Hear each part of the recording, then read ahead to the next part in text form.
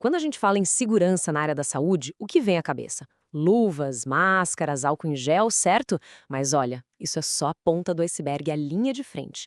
Por trás de cada procedimento, de cada cuidado, existe uma verdadeira arquitetura, uma estrutura pensada para proteger.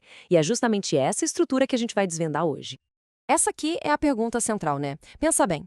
Os profissionais de saúde dedicam a vida para cuidar da gente, muitas vezes em cenários de altíssimo risco. Mas e quem cuida deles?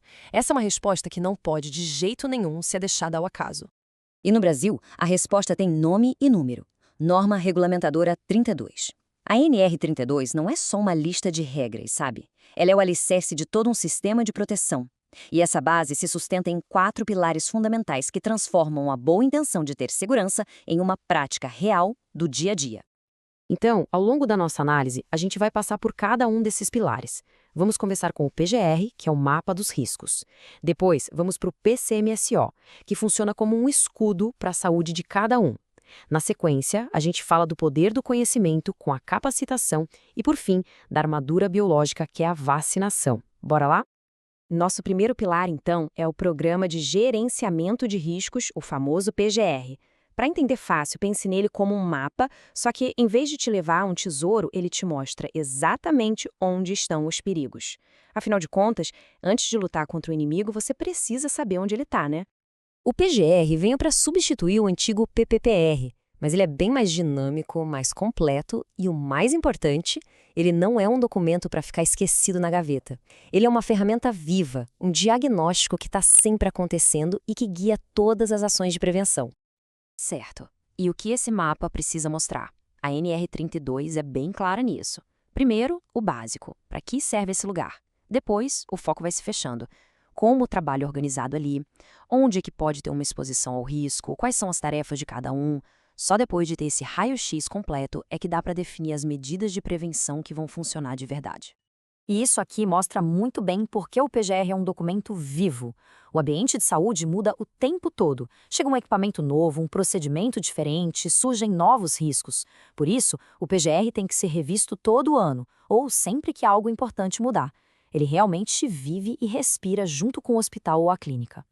Muito bem. Vamos agora para o nosso segundo pilar, o PCMSO. Se o PGR é o mapa do ambiente de trabalho, o Programa de Controle Médico de Saúde Ocupacional é como se fosse o escudo de saúde pessoal de cada trabalhador. É que aqui, a regra geral da NR07 não era o suficiente, entende? O PCMSO da NR32 é uma versão, digamos, turbinada, feita sob medida para os desafios da área da saúde. O foco dele é total na vigilância e na resposta aos riscos biológicos, protegendo a saúde de quem está ali na linha de frente.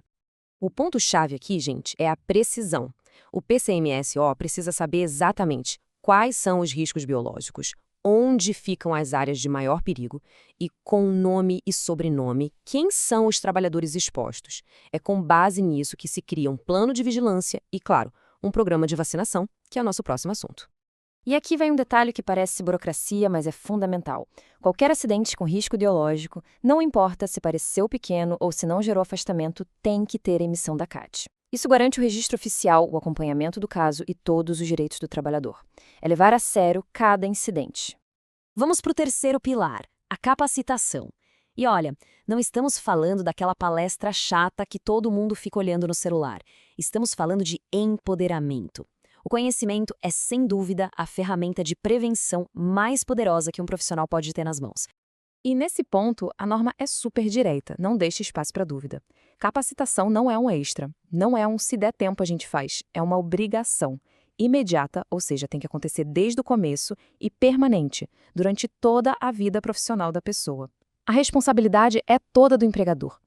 Tá, mas ensinar o quê? Basicamente, um manual de sobrevivência. O treinamento tem que deixar claro a quais riscos essa pessoa está exposta, como ela pode se proteger, como se usa os equipamentos do jeito certo e, talvez o mais importante, o que fazer se alguma coisa der errado. Todo profissional precisa ter essas respostas muito claras. E aqui entra uma coisa fascinante da NR32. Ela não confia só na palavra. Não basta treinar, tem que provar que treinou. A data, quanto tempo durou, o que foi ensinado, quem deu a aula e quem participou.